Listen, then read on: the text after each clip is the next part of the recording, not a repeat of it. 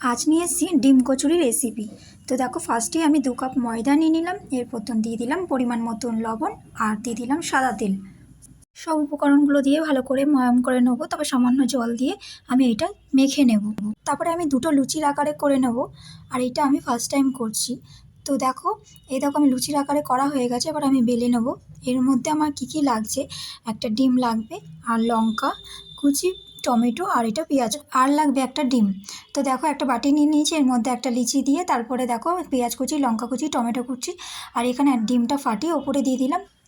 তার উপরে সামান্য একটু লবণ দিতে হবে, দিয়ে একটা লিচি ছিল ওটা উপরে দিয়ে বাটির আকারে কেটে নেবো, বাদবাকিগুলো ফেলে দেবো।